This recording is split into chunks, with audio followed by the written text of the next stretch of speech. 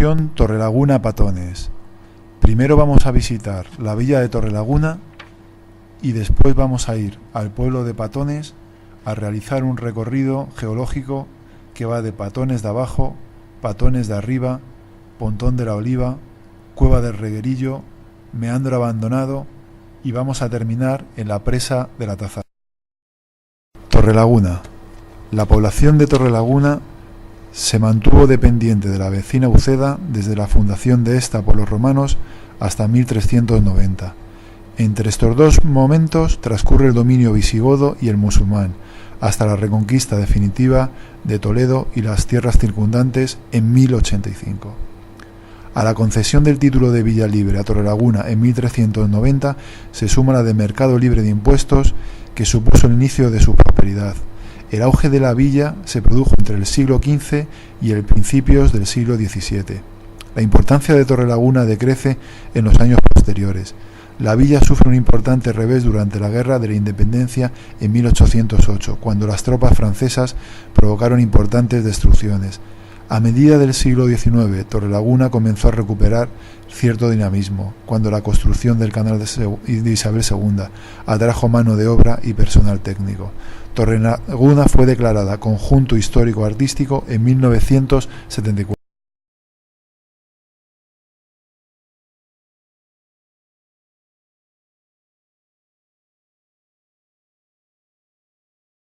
Otro monumento es la Abadía de Concepcionistas Franciscanas Descalzas, que se encuentra, como hemos visto, situada en la Plaza Mayor del pueblo. Fue fundada por don Hernando Bernaldo de Quirós y su esposa hacia 1560. El ayuntamiento fue fundado por el cardenal Cisneros en 1514 para servir como pósito o almacén de grano. Su construcción, de características renacentistas, incluía algunos elementos góticos como la puerta de entrada. La muralla. Solo quedan algunos restos de lo que fue la muralla defensiva de origen medieval, y la única entrada que queda es la Puerta del Cristo de Burgos. Por último, también es destacable el asentamiento de ilustres familias en la villa de Torrelaguna, como el cardenal Cisneros, regente de Isabel II, Juan de Mena, poeta del siglo XV, o Santa María de la Cabeza, esposa de San Isidro.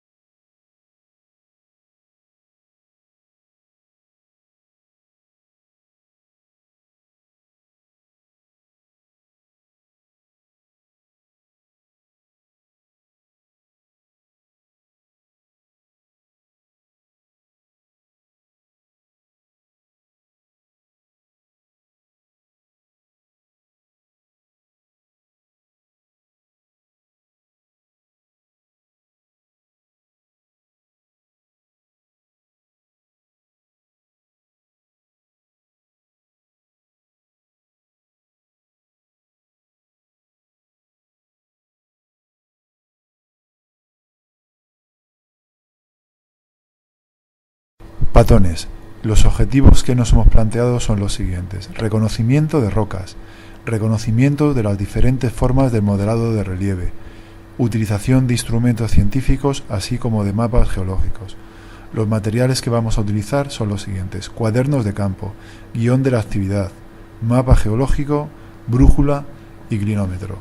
Nuestro itinerario va a ser el siguiente: Patones de abajo, Patones de arriba, Pontón de la Oliva, Cueva del Reguerillo, Meandro Abandonado y Presa de la Tazar. Antes de entrar a hacer el recorrido, vamos a contar la historia geológica. Lo primero que sabemos de esta zona es que en ella se depositaron gran cantidad de materiales, probablemente en una plataforma marina, durante el Paleozoico o era primaria. Después, estos materiales se deformaron y transformaron en rocas metamórficas como las pizarras, que probablemente ocurrieron durante la orogenia hercínica. Esto debió ocurrir mientras se enfriaban los magmas graníticos de los alrededores. Las siguientes rocas, las calizas de la era secundaria o mesozoica, nos sugieren un mar con una importante acumulación de sedimentos calcáreos. Se supone que un 40% de los continentes estaban inundados por aguas marinas, es decir, una transgresión en toda regla. Después el mar se retiró, elevándose el terreno alejándose mucho la línea de costa. Así pues, la acción de la orogenia alpina, los materiales se elevaron a la vez que eran erosionados y sus fragmentos rellenaron una zona de depósito continental durante el terciario, dando lugar más tarde a las rocas sedimentarias detríticas, conglomerados, arenas y arcillas. En el cuaternario, un río, el Jarama, discurre por la zona presentando una gran variedad de formas típicas de los valles fluviales. Se pueden distinguir en ella depósitos de conos aluviales, de terrazas, llanuras y de canales. Nos encontramos en un barranco. Es una forma de relieve producida por aguas fluviotorrenciales, con cursos de agua discontinua. También influyen en este modelado el clima subdesértico y las rocas, calizas, bastante duras. El barranco tiene tres partes bien diferenciadas. La primera, cuenca de recepción, donde recibe agua de distintas partes. Canal de desagüe, donde ese agua se canaliza y transporta ciertos sedimentos erosionados en las laderas. Y por último, el cono aluvial, donde se depositan los sedimentos transportados de forma caótica, de distintos tamaños. Nosotros vamos a hacer el recorrido desde el cono aluvial hasta la cuenca de recepción, situada cerca del pueblo de Patones. Vamos a comprobar que el mar estuvo aquí a la altura de Madrid. ¿Cómo lo sabemos? Porque los mares dejan una especie como de rocas marinas, que son calizas. La caliza actúa con el ácido clorhídrico. Vamos a comprobarlo. Si hace reacción, que sea una pequeña efervescencia, es caliza. Vemos que hace efervescencia, por lo tanto es caliza, y tenemos ya con casi toda seguridad que Madrid tuvo playa en el pasado. Ya estamos dentro del barranco de Patones. Hemos reconocido el tipo de roca que lo forma. Roca carbonato cálcico caliza, de origen marino, a través del ácido clorhídrico. Vamos a reconocer ahora los procesos geológicos endógenos, exógenos y algo de botánica. En cuanto a los procesos geológicos internos, podemos reconocer que los estratos que forman las calizas están inclinados. Hemos hecho mediciones de dirección y buzamiento con la brújula y hemos podido reconocer que estos estratos están inclinados porque han sufrido un gran esfuerzo tectónico compresivo originado en la orogenia alpina hace 40-50 millones de años. Al final, estos estratos inclinados terminan en un pliegue monoclinal.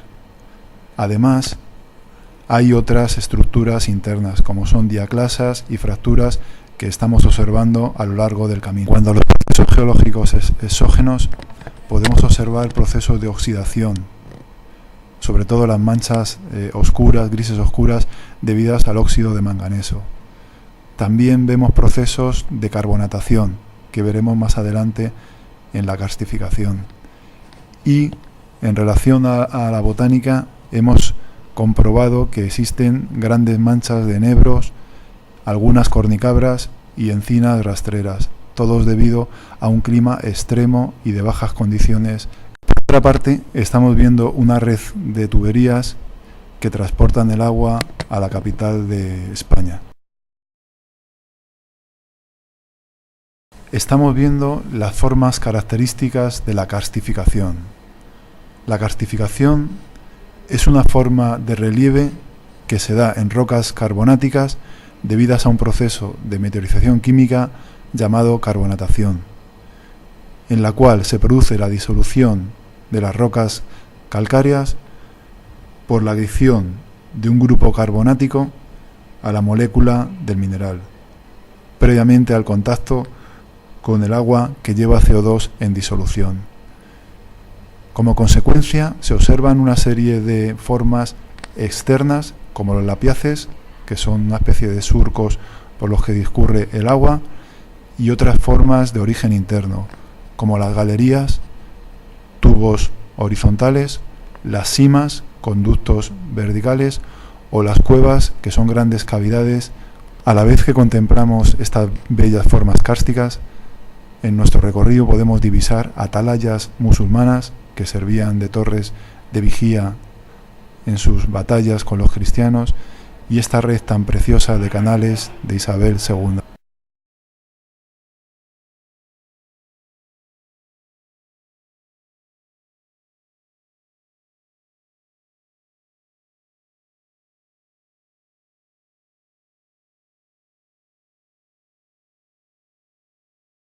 Acabamos de observar un valle en forma de V características, la del barranco. Ahora estamos observando un valle fluvial en su tramo medio del río, en forma de artesa, mucho más amplio, con un fondo más plano, donde el río divaga debido a que tiene poca energía y sedimenta. Hay un proceso de sedimentación que da lugar a una gran vega, a una gran zona de vega rica y fértil para los cultivos.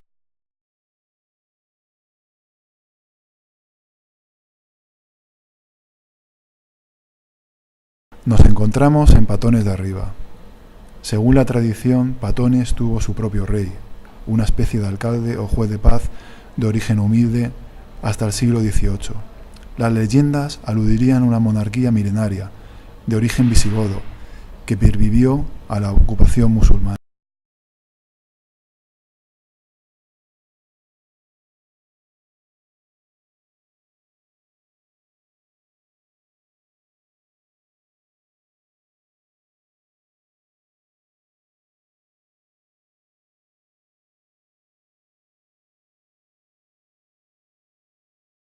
Estamos situados sobre la presa del Pontón de la Oliva.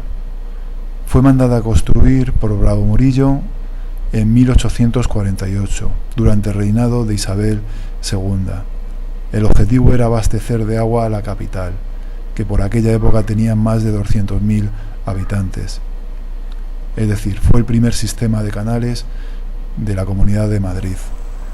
Las dimensiones son las siguientes: 27 metros de altura y 80 metros de coronación.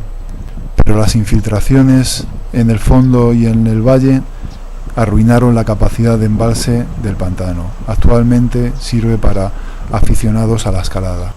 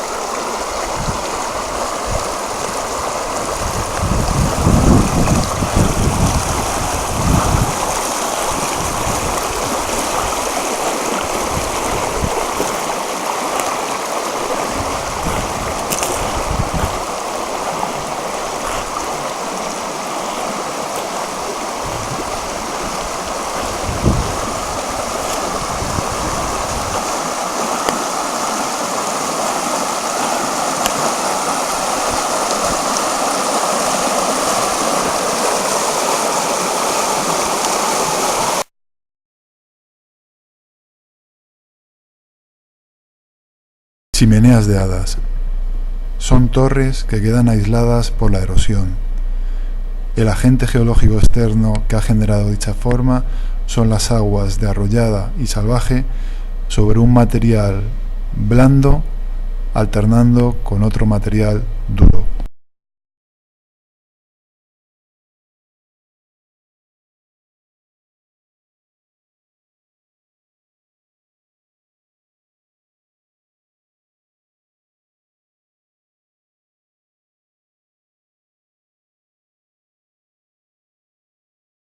Estamos observando una discordancia angular.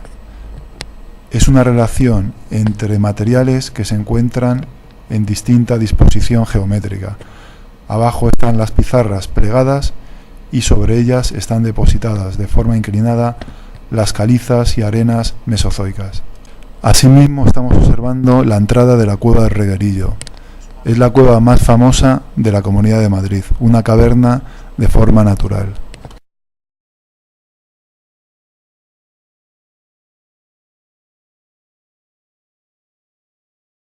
Estamos viendo el único meandro abandonado de la Comunidad de Madrid, sobre el río Lozoya. Un meandro son curvas del río producidas en una dinámica continua de erosión-sedimentación. Una vez que la dinámica erosiva provoca el estrangulamiento o corte del meandro, el río traza la línea más corta entre dos crestas. Como consecuencia se origina un lago en forma de media herradura.